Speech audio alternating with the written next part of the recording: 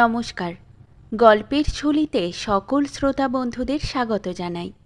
আজ আপনাদের জন্য গল্পের ঝুলিতে রয়েছে বিভূতিভূষণ বন্দ্যোপাধ্যায়ের লেখা ফড়খেলা। গল্পটি ভালো লাগলে একটা লাইক এবং কমেন্ট করে জানানোর অনুরোধ রইল। আর চ্যানেলে নতুন হয়ে থাকলে আরও গল্প শোনার জন্য চ্যানেলটি সাবস্ক্রাইব করতে কিন্তু ভুলবেন না। তাহলে চলুন শুনে নেওয়া যাক আজকের গল্প। চড়কডাঙ্গা ক্ষুদ্র গ্রাম। পৌষ সংক্রান্তি উপলক্ষে বড় মেলা হয়। অনাদিবাবু সেকালের বনেদি জমিদার, কাম্পসহাটির বিখ্যাত জমিদার বংশের ছেলে। বর্তমানে অবশ্যই সেই প্রাচীন গৌরবের কিছুই অবশিষ্ট নেই। বহু শরিকে জমিদারি ভাগ হয়ে গিয়েছে। কোনো রকমে ঠাট বজায় রেখে সংসার চলে। অনাদিবাবু প্রথম যৌবনে ফুর্তি করতে গিয়ে অন্তত ১,০২৫ টাকা উড়িয়ে দিয়েছেন। বর্তমানেও একটি রক্ষিতার পেছনে এই দুরবস্থার মধ্যেও মাসে ৩০টি টাকা দিতে হয়। লেখাপড়া বিশেষ কিছু জানেন না। বড়লোকের ছেলে, ফুর্তিটাই চিরকাল বুঝে এসেছেন। আজকাল অর্থের অভাবে অন্য সব ছেড়ে দিয়ে আফিং ধরতে বাধ্য হয়েছেন। অনাদিবাবু সম্প্রতি চড়কডাঙ্গার মুখুজ্জে বাড়ি এসেছেন বেড়াতে। হরিচরণ মুখুজ্জের তিনি হলেন দূর সম্পর্কে ভগ্নিপতি। পৌষ সংক্রান্তির মেলা তখন বসেছে। একদিন অনাদিবাবু মেলায় বেড়াতে গেলেন বিকেলে। একটি অশ্বত্থতলায় অনেক লোক ভিড় করেছে দেখে ডিঙি মেরে উঁকি দিয়ে দেখলেন ভিড়ের কেন্দ্রস্থলে ফড়গুটির জুয়া খেলা চলছে। একটা বাটিতে হাড়ের ছোট্ট গুটি ঘুরিয়ে দেওয়া হয়। গুটির গায়ে ১ ফোঁটা থেকে ৬ ফোঁটা পর্যন্ত খোদাই করা, আর সামনের একটা কাপড়েও ওই রকম ১ ফোঁটা থেকে ৬ ফোঁটার ঘর আঁকা আছে। টাকা পয়সা যে ঘরে ইচ্ছা রাখো। গুটি ঘুরিয়ে জোর মালিক একটি বাটি চাপা দেবে। তারপর গুটি আপনা আপনি থেমে যখন পড়ে যাবে, তখন ঢাকনা খুলে যদি দেখা যায় যে চিহ্নটি পড়েছে সেই দাগে অমুক অমুকের টাকা আছে, তখন তাদের টাকার ৪ গুণ ফেরত দেওয়া হবে। এই হলো মোটামুটি খেলার ব্যাপারটা। পাশার সংক্ষিপ্ত সংস্করণ। অনাদিবাবু দাঁড়িয়ে দাঁড়িয়ে অনেকক্ষণ দেখলেন খেলাটা। অনেক নিরীহ চাষা, গ্রাম্য লোক, এমনকি বালকেরা পর্যন্ত খেলে পকেটে বা ট্যাঁকে যা কিছু এনেছে সব খুইয়ে চলে যাচ্ছে। জিততে বড় একটা কাউকে দেখলেন না। একবার যদি বা জেতে, তবে পরের কবার উপরি উপরি হারে। সিকি, দুয়ানি, পয়সা ও টাকা জুয়ারির সামনে ক্রমেই উঁচু হয়ে উঠছে। অনাদিবাবু দাঁড়িয়ে দেখে দেখে বললেন, হ্যাঁ হে বাবু, আমি খেলতে পারি। জুয়ারি অনাদিবাবুর বেশভূষা দেখে মোটা শিকার ঠাউরে সসম্ভ্রমে বললে, আগে হ্যাঁ, অনায়াসে, খেলুন না বাবু, খেলুন। অনাদিবাবু পকেট থেকে একটা টাকা বের করে ২ ফোঁটা আঁকা ঘরে ফেলে দেন। লোকটা বলে, বাবু কোন ঘরে? দুড়ি। তিরি? বলছি দুড়ি, তুমি বলছো তিরি? থাক ওখানে। ঢাকনি তুলে দেখা গেল দুড়ির দান। ফড়গুটির গায়ের ২ ফোঁটা আঁকা অংশটা উপরেই। জুয়ারির মুখ আর ততটা উজ্জ্বল রইল না। ৪টি টাকা অনাদিবাবুর দিকে এগিয়ে দিয়ে কাষ্ঠ হাসি হেসে বললে, হ্যাঁ, বাবু জিতলেন। হ্যাঁ, তা তো জিতলাম। আর কিছুক্ষণ কেটে গেল। অনাদিবাবু আর খেলছেন না দেখে জুয়ারি বললে, খেলুন বাবু। অর্থাৎ ৪টি টাকা জিতে পালিয়ে না যান। আবার খেললেই ও কটি টাকা জিতে তো নেবেই, বরং আরও।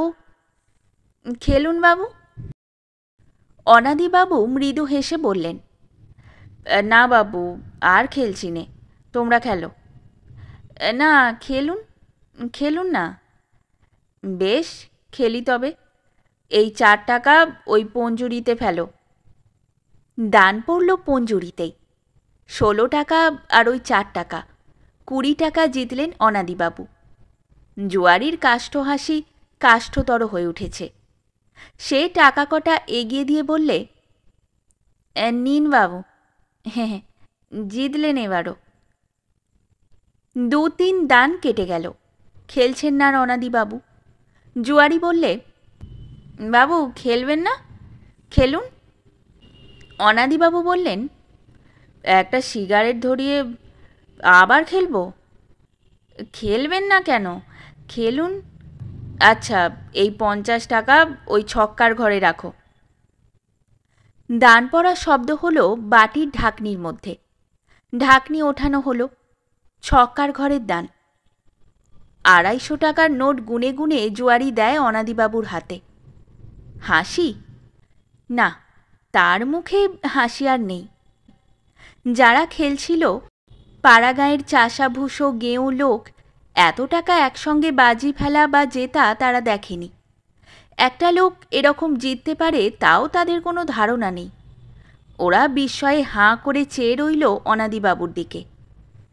জুয়ারি বললে, বাবু খেলুন।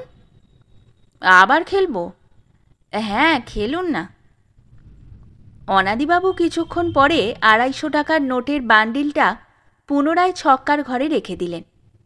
তখন অন্য সব লোকের সিকিদুয়ানির খেলা বন্ধ হয়ে গিয়েছে। সবাই হাঁ করে চেয়ে আছে অনাদিবাবুর দিকে। জুয়ারি বললে, 250 খেলবেন বাবু? হ্যাঁ। জুয়ারি একটু অস্বস্তি বোধ করলে। একটু পরে যখন দান পড়ল, তখন তার চোখ ঘোলাটে হয়ে গেল, মুখ ফ্যাকাশে হয়ে গেল। ছক্কার দান পড়েছে। ওর ধাক্কায় 1000-1200 টাকা জিতে গেলেন অনাদিবাবু। সকলের চোখ বড় হয়ে উঠেছে বিস্ময়ে। তখনই আবার খেললেন অনাদিবাবু। 1200 টাকাই পোয়ার ঘরে, অর্থাৎ 1 ফোঁটা আঁকা ঘরে রাখলেন। জুয়ারির মুখ উজ্জ্বল হয়ে উঠল। পোয়ার দান সাধারণত পড়ে না। এইবার ভগবান মুখ তুলে বোধহয় চাইলেন, নয়তো জুয়ারি সর্বশান্ত। বাবু এইবার ভুল করে বসেছেন বোধহয়। এই ভুলেই চাল মাত হবে নিশ্চয়ই। দুরু দুরু বক্ষে জুয়ারি ঢাকনি তুলল। তুলেই তার চক্ষু স্থির। এক চক্ষু দৈত্যের মতো গুটির সঙ্গে একটিমাত্র ফোঁটা ওর দিকে চেয়ে আছে। ওর গা ঝিমঝিম করে মাথা ঘুরে উঠল, গা বমি বমি করল। চোখে কিছু দেখতে পেলেন না কিছুক্ষণ। 4800 টাকা জিতেছেন অনাদিবাবু। আর এই 1200, মোট কত হলো হিসেব করে দেখো। সমবেত লোকজন হর্ষকোলাহল করে উঠল। অনাদিবাবু হাত বাড়িয়ে বললেন, দাও। জুয়ারি পাংশু মুখে বললে, বাবু আর আমার কাছে কিছু নেই হুজুর। এই দেখুন গেজে, গোটা কত খুচরো টাকা সিকিদুয়ানি পড়ে আছে। সকলে রাগে চিৎকার করে উঠল, তা হবে না, বাবুর টাকা ফেলে কথা কও। ওদের 2-10 আনা জিতে নিয়েছে জুয়ারি। আজ 2 দিন অনেক পয়সা জিতেছে ও। সকলেরই রাগ আছে ওর ওপর। টাকা ফেলো, সোজা কথা, বাবুর টাকা মিটিয়ে দাও। শালা আজ তোমার একদিন কি আমাদের একদিন। জুয়ারি অনাদিবাবুর পা ধরে বললে, গরিব, মরে যাব বাবু, মাপ করে দেন। 20-30 টাকা রেজগি পড়ে আছে, মরে যাব বাবু। হাজারিটারা 2 দিনে 1.5 টাকা হেরে গিয়েছিল। সে সকলের আগে চিৎকার করে বলে উঠল, ও সব হবে না বলে দিচ্ছি, টাকা ফেলে তবে কথা কইবে। আমাদের সর্বশান্ত করে নিয়েছ না তুমি? তোমায় অল্পে ছাড়বো ভেবেছ? টাকা না দিলে তোমার হাড় এক জায়গায়, মাস এক জায়গায় করব। খুব যখন একটা হইচই শুরু হয়েছে, তখন সবাই মিলে জুয়ারিকে ধরে বসল। চলো বাবুর কাছে, তোমার চালাকি বের করে দিই একেবারে। গ্রামের জমিদার হরিচরণ মুখুজ্জের কাছে ওকে ধরে নিয়ে গেল উন্মত্ত জনতা। অনাদিবাবুর ভগ্নিপতি তিনি, আগেই বলা হয়েছে। তিনিও লোকটি যথেষ্ট প্রজাপীড়ক ও স্বার্থপর। মদে তিনিও অনেক টাকা উড়িয়েছেন। লেখাপড়া সামান্যই জানেন, তবে কথায় কথায় ইংরেজির বুকনি দেন। হরিচরণ বললে, ব্রাদার, এ আবার কি কাণ্ড বাঁধিয়ে বসে আছো? কিরে, ব্যাপার কি? জুয়ারি কিছু উত্তর দেবার আগে টেরা হাজারি এগিয়ে গিয়ে হাত জোর করে সব বুঝিয়ে দিলে। 5,000 টাকা বাবু, ও এখন দেবে তবে ওকে ছাড়ুন। আমরা যদি হারতাম তবে ও কি ছাড়তো? বাবু জিতেছেন, বলিহারি খেলা বটে বাবুর। আমরা তাজ্জব একেবারে। যা ফেলেন তাতেই দান পড়ে। আমাদের মুখে তো রান নেই একেবারে। এখন টাকার বান্ডিল জিতেছেন, ও ব্যাটা এখন হাতে পায়ে পড়ছে। বলি 1200 টাকা যদি ও জিততো তবে নিত না? যদি বলি। হরিচরণবাবু টেরা হাজারিকে ধমক দিয়ে থামিয়ে অনাদিবাবুকে বললেন, কি বলো ভাই? তোমার যা ইচ্ছে, তুমিই করো যা হয়। অনাদিবাবু জোয়ারিকে ডাকলেন। সে বেজায় ভয় খেয়ে গিয়েছে উন্মত্ত জনতার গতিক দেখে। বেচারি নবমীর পাঁঠার মতো কাঁপছে। সে হাত জোর করে এগিয়ে গেল। অনাদিবাবু বললেন, নাম কি? আগে গজাধর লস্কর। বাড়ি?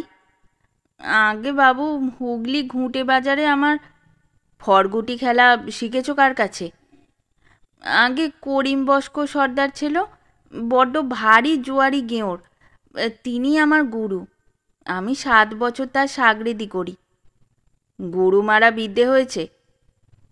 আগে যা বলেন। গজাধর নস্কর চুপ করে রইল।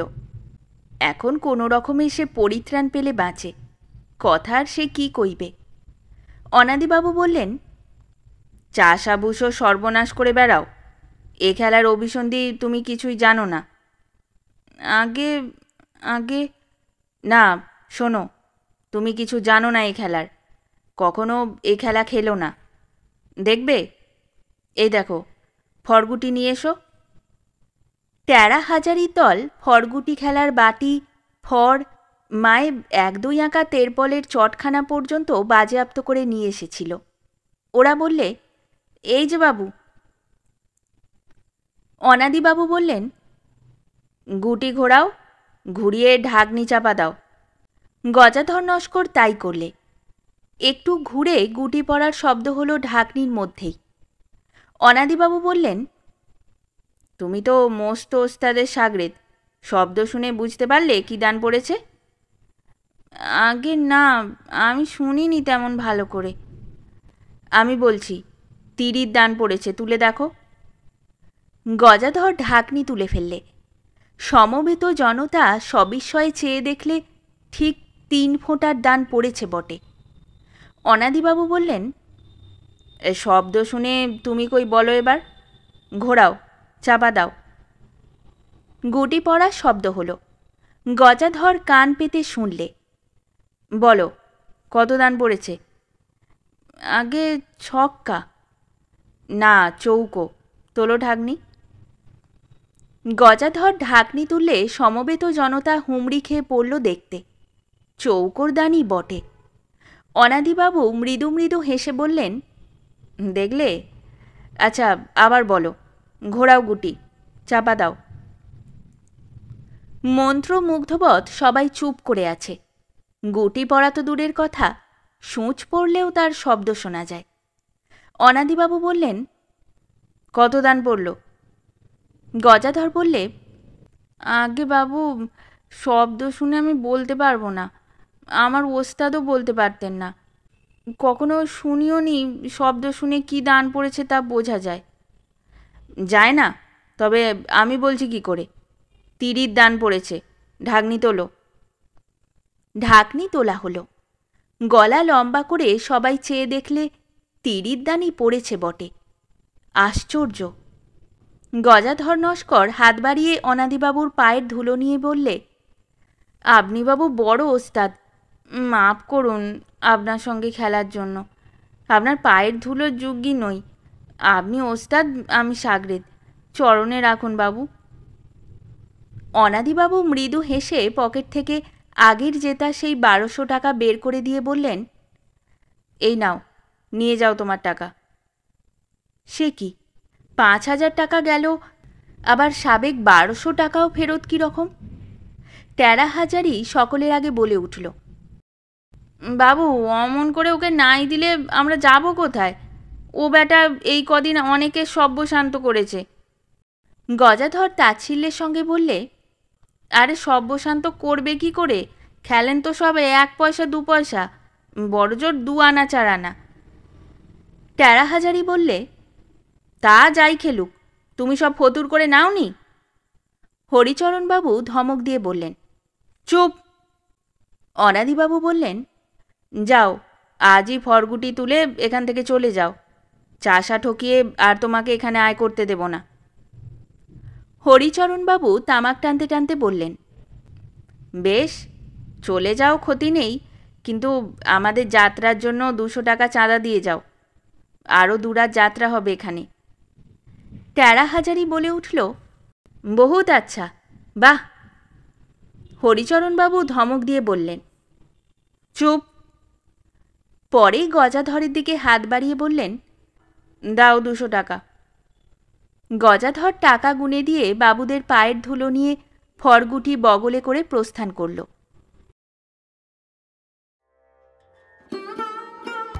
শেষ হলো আমাদের আজকের গল্প। গল্প পাঠে এবং বিভিন্ন চরিত্রে আমি তৃষিতা। গল্পটি ভালো লাগলে লাইক এবং শেয়ার করে দেবেন। আর চ্যানেলে নতুন হয়ে থাকলে আরও গল্প শোনার জন্য চ্যানেলটি সাবস্ক্রাইব করতে কিন্তু ভুলবেন না। খুব তাড়াতাড়ি নতুন একটি গল্প নিয়ে ফিরে আসব। সকলে ভালো থাকুন, শুনতে থাকুন গল্পের ঝুলি।